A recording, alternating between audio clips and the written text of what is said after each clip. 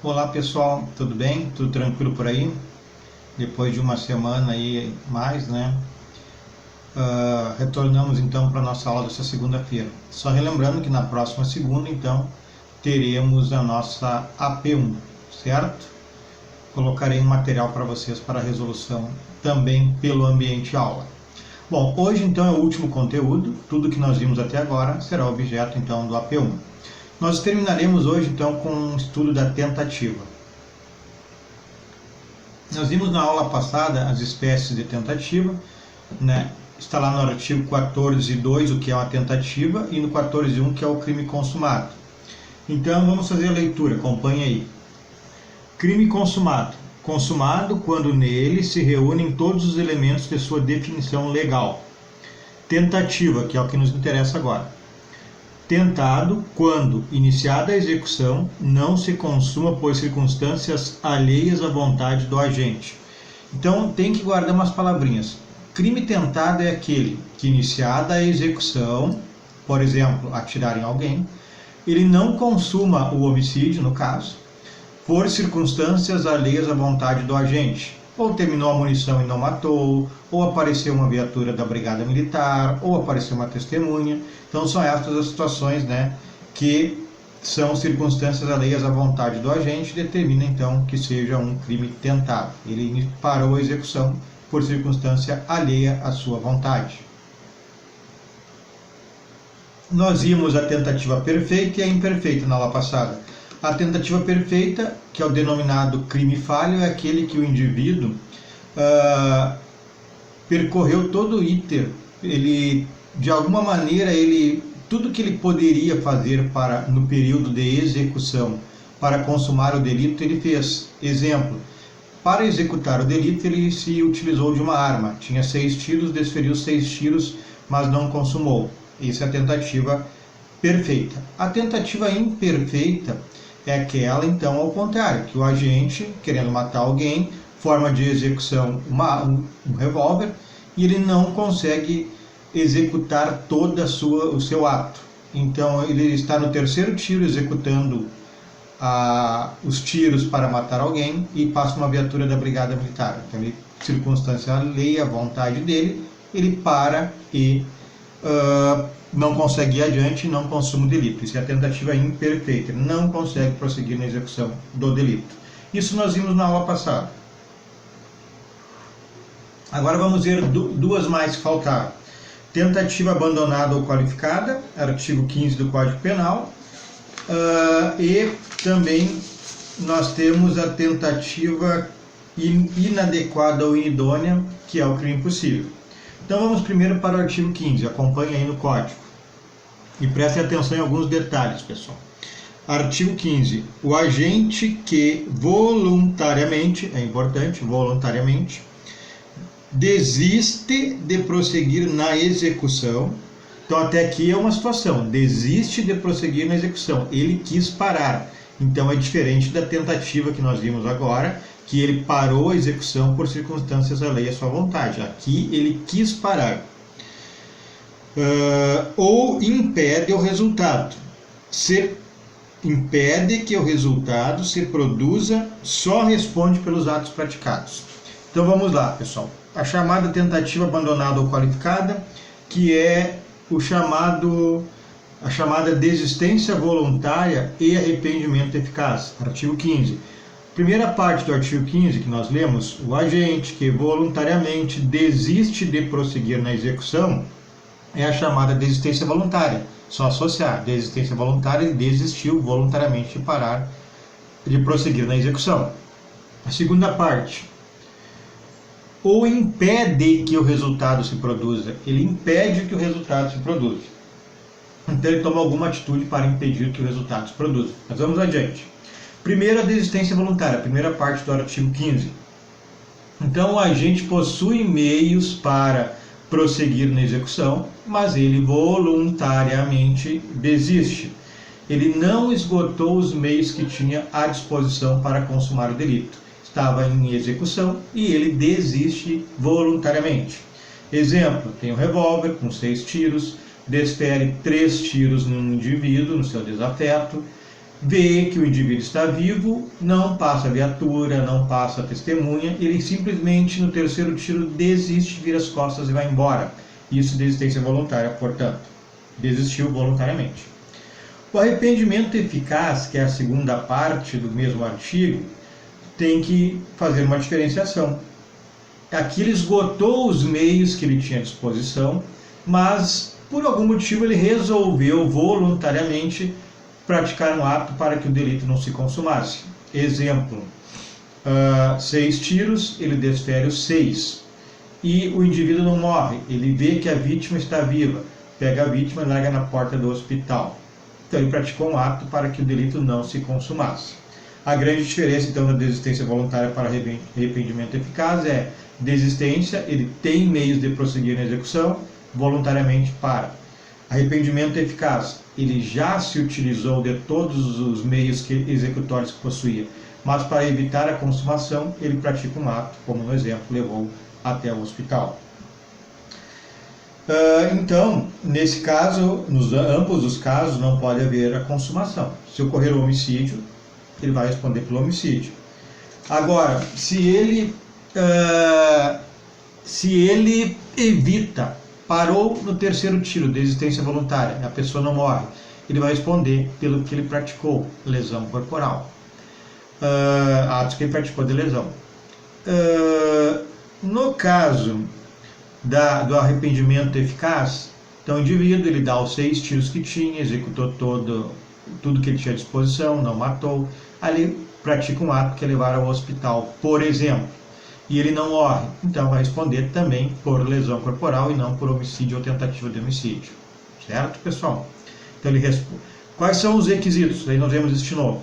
Voluntariedade. Em ambos os casos, arrependimento eficaz e desistência voluntária, tem que ser voluntariamente que ele tomou essa atitude. Não pode ter sido forçado, não pode ter sido acuado, não pode ter aparecido uma viatura da polícia, etc.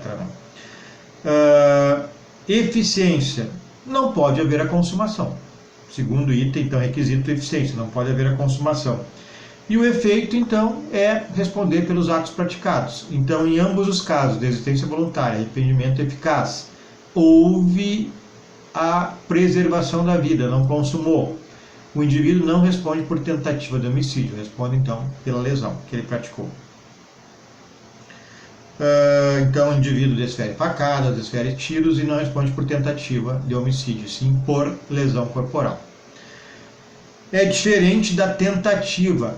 Se nós pensarmos, é uma espécie de tentativa de homicídio, mas é diferente do que o legislador propôs. Lembra do 14.2? Só não consumou o delito porque o agente teve que cessar a execução por circunstâncias alheias à sua vontade. Nesse caso do que nós falamos, na primeira parte, desistência voluntária, ele desistiu voluntariamente. Na segunda, ele não desistiu, mas o indivíduo estava vivo, ele praticou voluntariamente um ato para salvaguardar e não consumar o delito.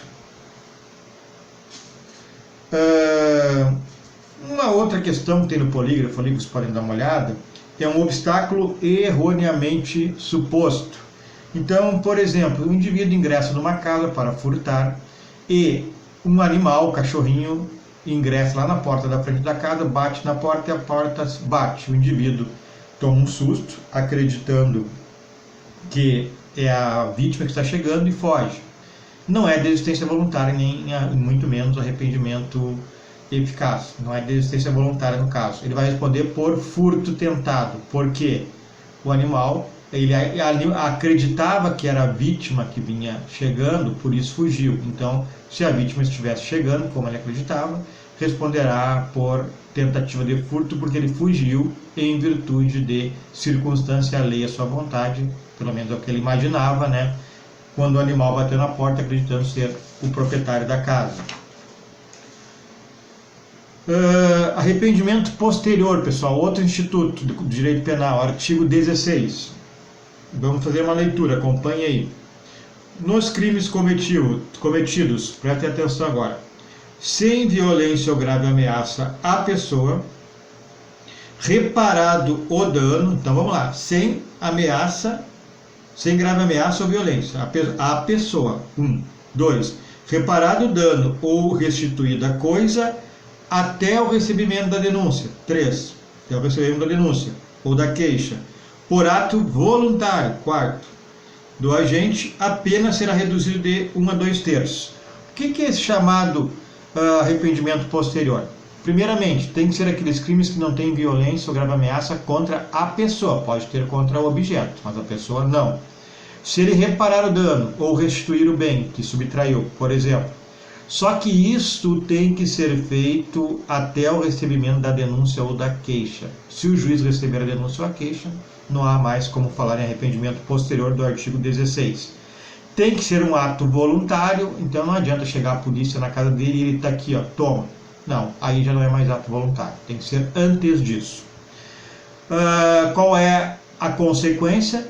Nas anteriores, o artigo 15 era responder pelo que praticou. Desistência voluntária e arrependimento eficaz respondia pelo ato praticado. Nossos exemplos lá, lesão. Nesse caso, não. Nesse caso, houve a consumação, pessoal. Então, nós teremos aqui uma redução de 1 a 2/3 da pena. Então, a grande diferença da desistência voluntária e arrependimento eficaz para o arrependimento posterior é que, neste caso do arrependimento posterior, ocorreu a consumação. Nos anteriores, não ocorreu a consumação. Arrependimento eficaz, o agente desiste. Desistência voluntária, o agente desiste de prosseguir, mesmo podendo. Arrependimento eficaz, ele poderia continuar, vai até o final, utiliza todos os meios de execução à sua disposição, não consuma o delito, ele pratica um ato para salvaguardar, não consumou o delito. No caso do arrependimento posterior do artigo 16, consumou furto, por exemplo, aí ele furta, subtrai, artigo 5.5, antes de ser denunciado, já consumou o furto, ele subtraiu o objeto, inverteu a posse, antes de ser denunciado, ele devolve o objeto para a vítima. Isso é arrependimento posterior. Crime impossível, pessoal, artigo 17. Diz o 17. Não se pune a tentativa quando, por 1. Ineficiência absoluta do meio, ou 2. Por absoluta impropriedade do objeto, é impossível consumar-se o delito. Isso é o chamado crime impossível, pessoal. Não tem como consumar. Então vamos ver o que é isso.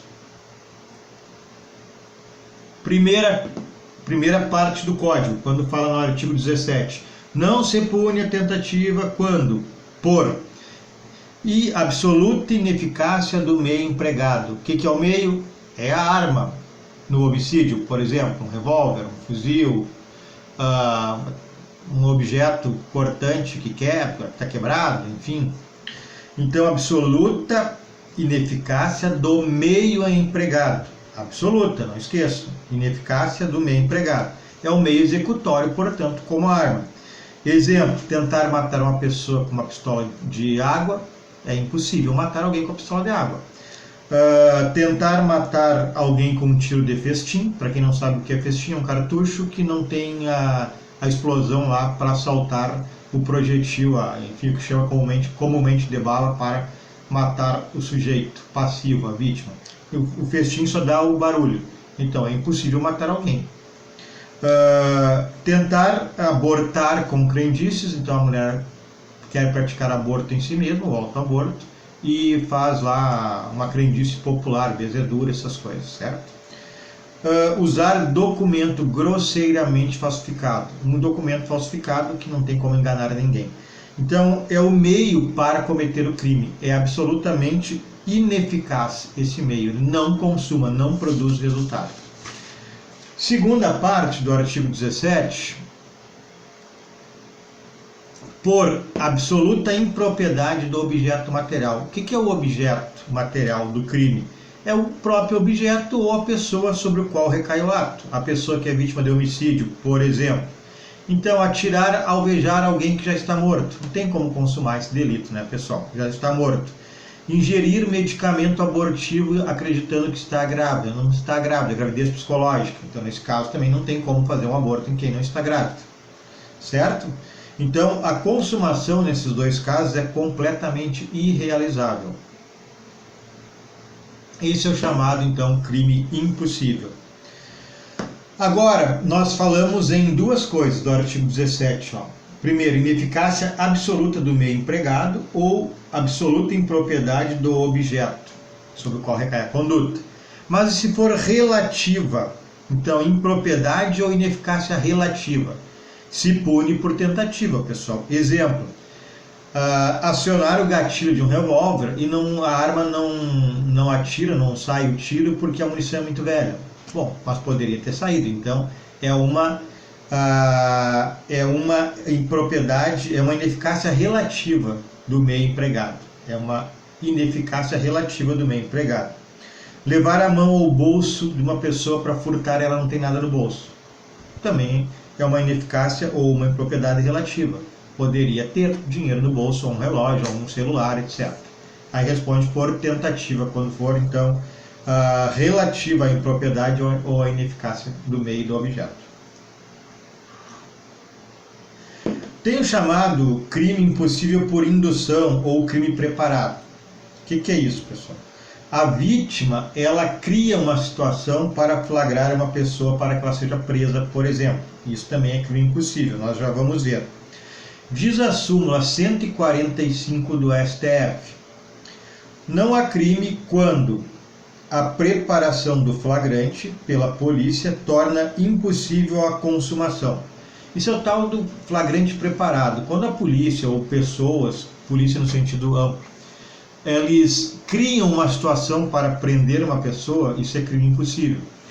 Por exemplo, o indivíduo trabalha num comércio e furta dinheiro do caixa. Aí o proprietário e os demais empregados criam uma situação, deixa esse indivíduo sozinho num lado, com dinheiro no caixa, para ele praticar o delito. Então, logo ele pratique, vão efetuar sua prisão. Isso então é chamado flagrante preparado, e pela súmula do STF ele é ilegal e a prisão vai ter que ser relaxada.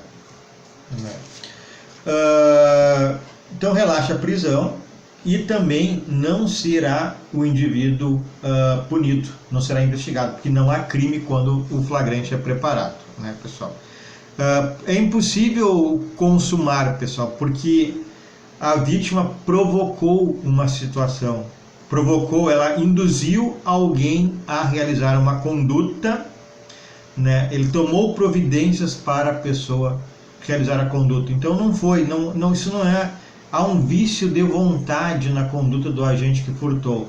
Na realidade, ele foi induzido a praticar o delito. Então ele não teve liberdade, ele não teve vontade plena dele mesmo de praticar o delito. Colocaram isso no colo dele. A gente sabe que o fato típico, nós já estudamos isso, tem uma conduta como elemento. O primeiro elemento é a conduta do fato típico. Essa conduta tem que ser consciente e voluntária. Nesse caso não houve uma plena voluntariedade, porque o indivíduo foi induzido. Então isso se chama de flagrante preparado e é ilegal, tem que ser relaxada a prisão e o indivíduo não responderá nem por crime. Então, na realidade, eu estou dizendo que esse tipo de fato, com flagrante ou sem flagrante, é crime impossível, não há como consumar. E exclui a tipicidade, não há fato típico, portanto, exclui o fato típico, exclui o fato típico. Só que esse flagrante, ele é diferente, flagrante preparado, eu estou falando, ele é diferente do flagrante esperado. O esperado é aquele que a polícia é avisada que vai chegar um carregamento de drogas, vai e se posta em determinado local, a droga chega, a pessoa traz a droga para sua casa, por exemplo, para vender, e a polícia prende esse indivíduo. Perfeito, crime, vai responder pelo tráfico de drogas. Né? Enquanto que o flagrante preparado, no caso de drogas, tem duas situações, olha só. Quando a polícia vai e compra a droga do traficante, isso é um flagrante preparado. A polícia induziu o indivíduo a vender, mas vai ter o crime de tráfico igual. Por quê? Porque havia a guarda, que é ter em depósito essa droga, que é um dos verbos do crime de tráfico, ter em depósito, vender. Já tinha em depósito, então já estava consumado esse delito. A segunda parte, que o policial induziu a vender, acaba sendo viciada, mas pela primeira parte, ter em depósito, há um flagrante e há o tráfico de entorpecentes, a pessoa certamente será condenada. certo? Então, diferença do flagrante preparado para esperado. Preparado se induz o indivíduo a praticar o crime. Esperado não se induz nada, só se espera e se a pessoa chegar, se efetiva a prisão. Bom, na próxima aula nós ingressaremos, na próxima aula após a prova, no nosso conceito analítico de crime, no segundo elemento. Lembram qual é? Antijuridicidade. Então nós vimos agora todo o fato típico até hoje, eram bastante itens. Agora teremos o nosso AP1 e após teremos a prova. Após a prova, o AP1, teremos então o estudo da antijuridicidade. Estudamos fato típico, teremos a AP1 e logo após a AP1 entraremos o segundo elemento do conceito analítico de crime, que é a antijuridicidade, para depois entrar no terceiro, que é a culpabilidade. Bom, vamos resolver 2 exercícios agora, pessoal. Lá no item do polígrafo de vocês, nos exercícios, tem o item 2, classificação dos crimes, tem a questão número 1, tem a questão número 2, tem a questão número 3 e tem a questão número 4, que nós vamos responder agora. Vou pegar meu código aqui, vocês podem abrir também, porque teremos que usar.